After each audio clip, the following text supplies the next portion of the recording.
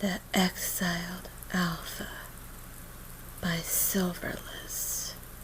My heartbeat pounds in my ears as the bedroom door clicks shut behind us. This stranger has an iron grip on me, not to mention an aggressiveness that could terrify anyone. I want so badly to feel safe in my mate's arms, to let myself relax against his warm chest. But I can't. The sheets rustle quietly as he sets me down on the edge and begins pulling off my jacket. My heartbeat pulses in my throat as the panic begins setting in. Once the jacket is off, he tosses it onto the floor, almost in a disgusted manner. He pauses for a minute after that, raising his nose as if to sniff the air. I take this opportunity to squirm further onto the bed and further away from him. I hug myself tightly and pull my knees halfway to my chest. Suddenly, the white t-shirt that I'm left with feels too much thin for comfort.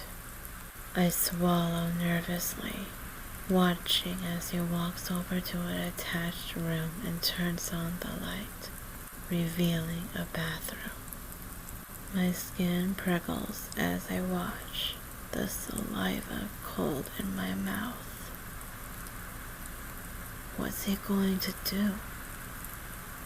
In one swift motion, he raises his arms over his head, peeling off his shirt.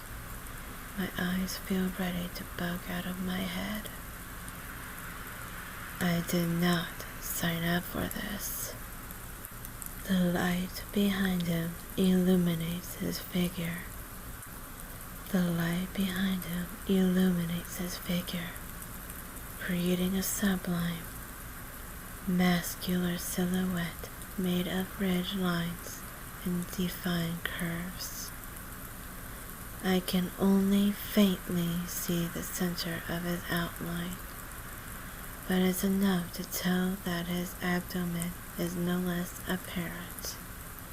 Striding towards me, his steps are slow and confident. He stops in front of the bed, looking down on me with intent, dark eyes.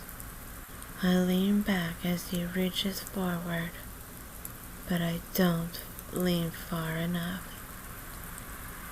His fingers touch under my chin, igniting the area with a tingling feel as he gingerly pushes my jaw closed.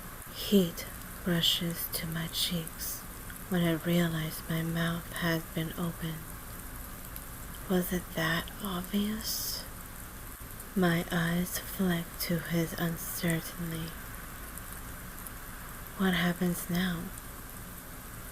Because there's no way in hell that I'm letting these clothes leave my body. Wash his scent off, he orders, his voice like steel. There's no denying that it's a command, not a polite suggestion. He then drops his t-shirt carelessly into my lap. His voice is cold as he instructs me, begrudging me even. Then put this on. With that, he lets his gaze linger for a few seconds. Then, he turns and strides out of the room, closing the door behind him with a loud click to disrupt the nerve-wracking silence. I scrunch my face up in both discontent and confusion. He wants Nathan's smell off of me. That's the only conclusion I can come to, and a likely one considering his earlier disgruntlement with the scent. Being treated as a doll to be dressed up is irritating, but in this case, I don't want Nathan's scent on me either. Cautiously, I slide off the bed, watching the door like a hawk. I half expect him to burst through it at any minute, spewing more demands. With the shirt clenched tightly in my hand, I pad into the bathroom, shutting the door behind me and making a point to lock it. Meat or not, my privacy is my own. The searing water is uncomfortable, drumming against my back, between my shoulder blades. My skin is burning to the point that I think it may peel off. I've always preferred the cold, and I never choose a hot shower over a moderately room temperature or even a slightly cold one. But I need to feel the pain. I need to have the distraction it provides. Almost like it's a pause button.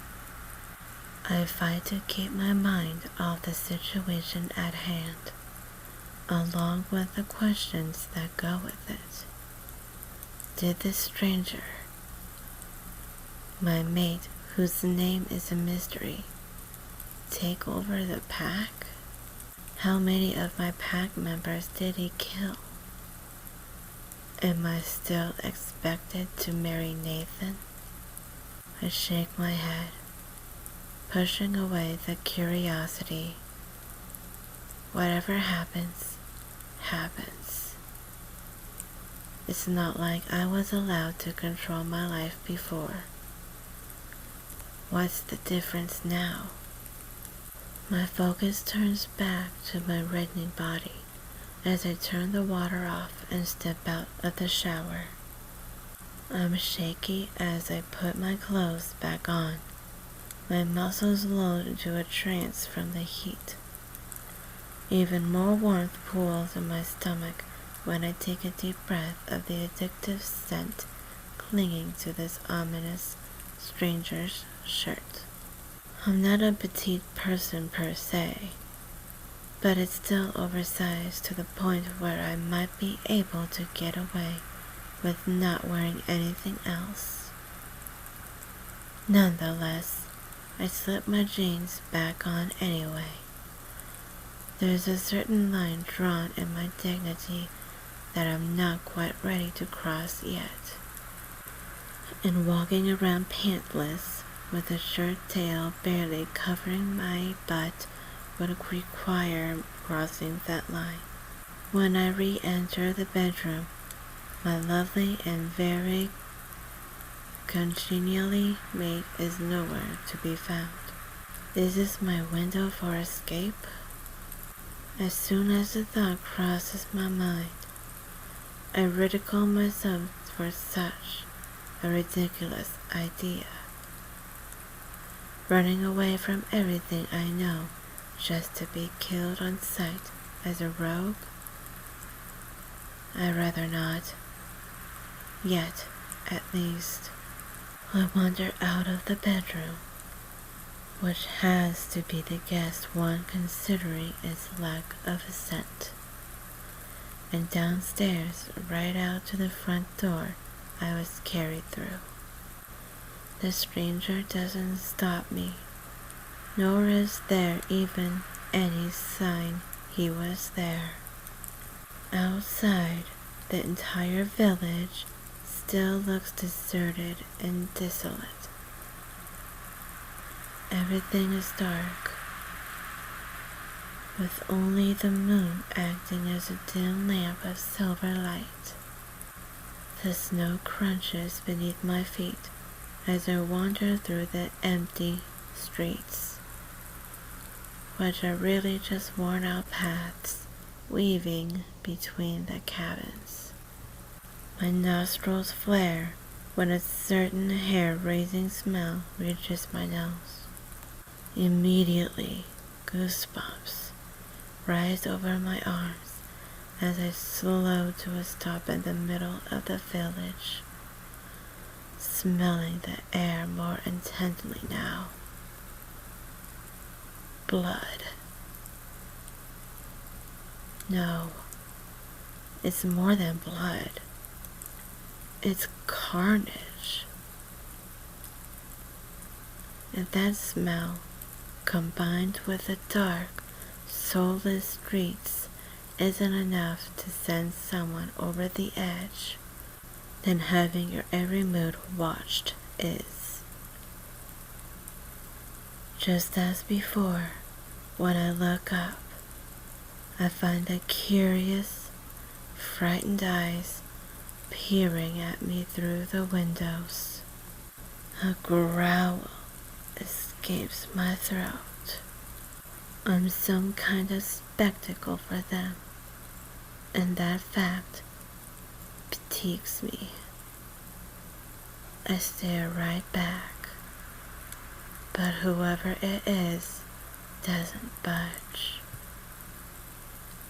If they won't come out, then I'll guess that means I'll go in.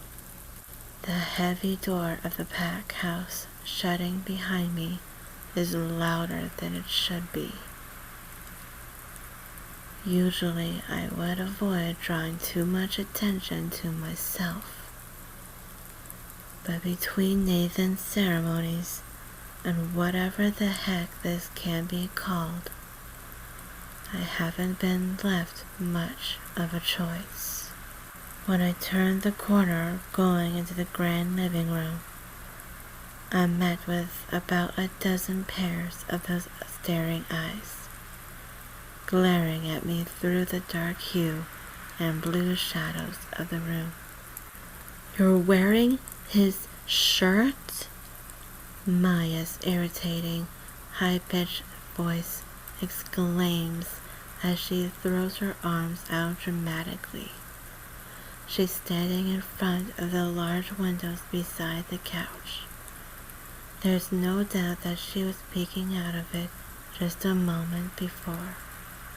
I'm not sure what she's trying to imply by her comment, but it runs through me nonetheless.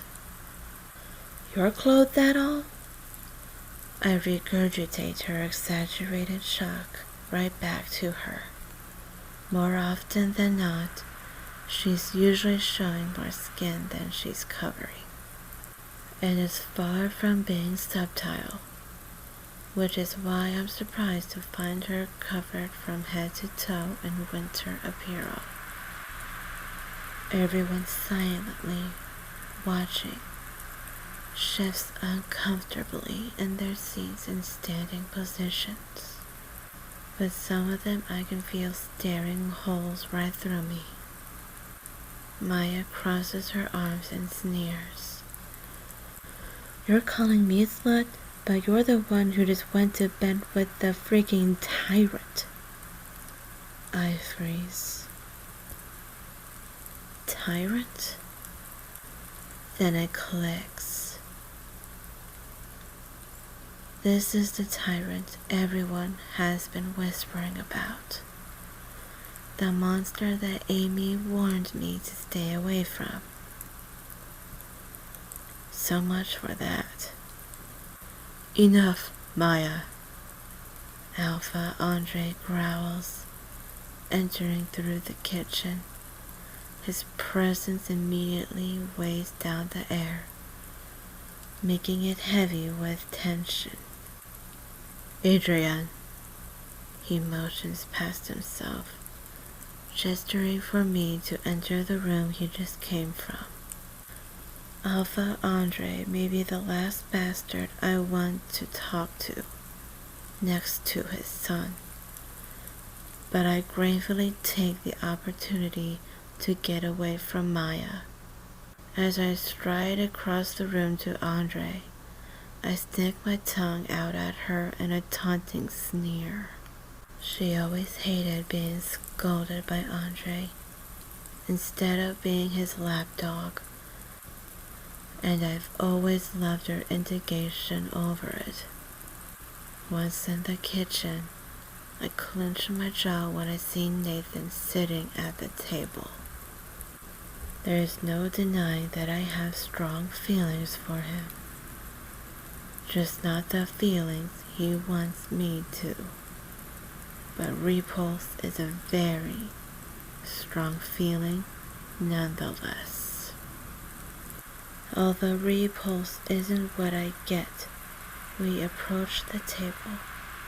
It's more like happiness, because there's just something about him with his head down, held between his hands, with stress creasing his features, that's satisfying to me.